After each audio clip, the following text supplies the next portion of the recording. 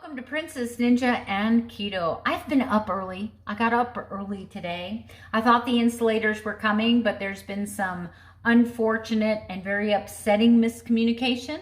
So they're going to be calling me back to let me know what time this week they're coming out. But meanwhile, my husband and I have pulled $30,000 worth of equipment. It is now sitting in my backyard until they call me back to let me know when they can fit me in. So there's that. But we're going to move on. We're going to move on. We are going to move forward. No matter what, we're moving forward, right? A lot of you are restarting today. A lot of you. Just keep going. I mean, like, what are your choices? What are your choices? You can just stay keto and not care about weight loss and just know that you're staying right where you're at. You're not getting bigger. You're not getting smaller. You're just maintaining, right? And that's important. You're practicing for your goal, right? Just let's not make it negative. Instead of saying, well, I've only been able to maintain, I've been stuck at one weight. Why don't you just say, I am perfecting maintenance? Let's use that. Let's go there. For those of you that have backslid, it's okay. It's okay. Take a deep breath. You know as well as I do, if you've regained 10 pounds, that 7 of that's water. You know that. You know that. Maybe even more. And if you can just get yourself far enough away from the carbs, far enough away from the seeds, far enough away from the snacks, you're going to be fine. I'm not saying it's going to be easy, but you're going to be okay. But you're not going to be okay until you get to okay. And to get to okay, you've got to move forward, because okay is over here and where you are is back here. Let's go. Let's go. Let's do this. Come on. We can do it. So I'm up 5 pounds on the scale. I'm swollen. My feet are swollen. My legs are swollen. And I'm kind of going through the ingredient list of things that I've eaten. Not because I'm freaking out about the weight.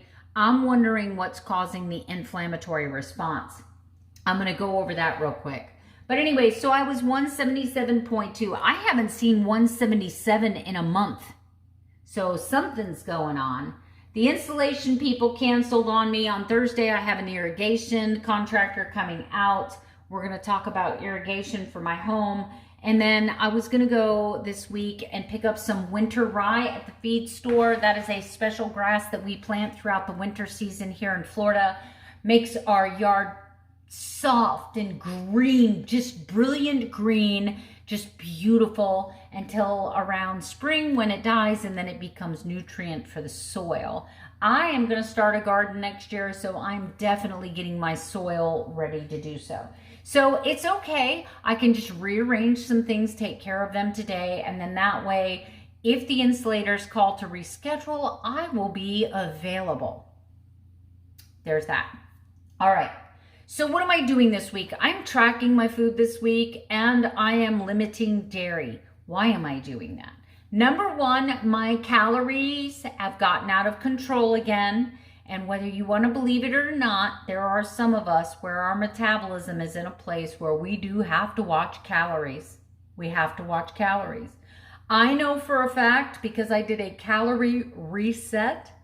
Last year, I did a carnivore calorie reset. I worked myself all the way up to 1,750 calories a day and was still seeing about a half a pound of weight loss every 2 weeks. So I know that I'm in a calorie deficit, right? At least 3,500 calories every 2 weeks, or 1,700 and something. I was losing a half a pound every 2 weeks.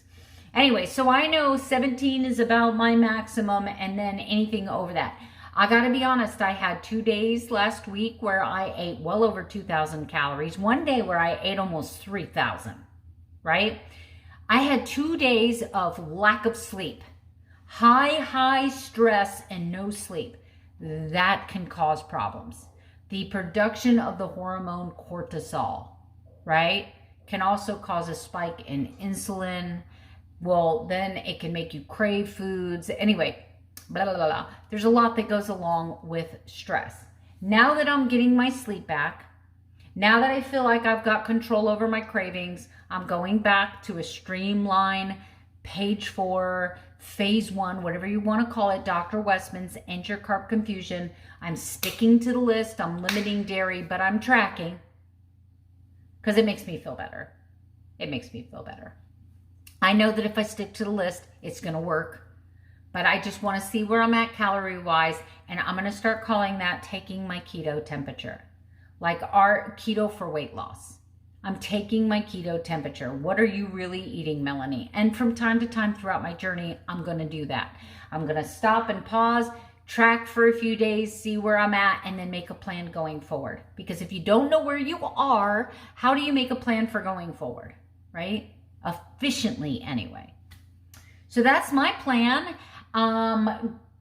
We'll just see what happens the rest of the day. My whole plans today just kind of got shot in the foot. So we'll plan again next time they call. Hopefully I can get them out sooner than later. But that's all I got for you right now. I'm going to show you what I'm eating for my first meal of the day, and I'll see you at the next segment. All right, guys, I have 3 eggs fried with salt and pepper and 4 ounces of Italian sausage. That's my first meal of the day. I'm going to follow that up with a Zip Fizz. All right, guys, tonight I'm doing a little build your own salad for the family. I got a little bit of everything that everyone likes. I'll be having me a salad with some grilled chicken and blue cheese dressing. That'll be my dinner. I did not have a good day today, guys. I engaged in some really toxic behavior. I don't know if I just let a lot of things upset me. I found myself displaying some hoarding behavior today. I guess I need to turn the news off for a little while. I overwhelmed myself today with doing some food prepping, and I'm not talking about meal prep. I'm talking about emergency food prepping. And I'm going to talk a little bit about that, but I don't want to spend too much time on that topic because it obviously stressed me out. Anyway, lately I've been talking to somebody who's heavy into meal prepping. They're a little bit of a doomsday prophecy kind of person. And while I know things are going to get really ugly before Jesus comes back, he also tells us not to have a spirit of fear. He wants us to be prepared. He wants us to be smart. He wants us to think about our families and helping people, but he does not want us to spend our last days on this earth in any kind of fear. And even if these are not the last days, we are still blessed. We're still blessed. I'm still blessed. But I think I'm going to take a news break for a while. I'm going to stop watching anyone political. I'm going to stop listening to any political speak. I am going to turn off the news because it's obviously doing bad things to me mentally. So, long story short, I spent $200 today on canned Spam, canned tuna, corned beef, Vienna sausages, and even though that's really dirty keto, I'm just in a panic thinking, if there's going to be food shortages, what am I going to eat? Do I have to go back to eating rice and beans? And yeah, and that really messed with my head today. So anyway, I think I'm just going to turn off the news for the next couple of nights.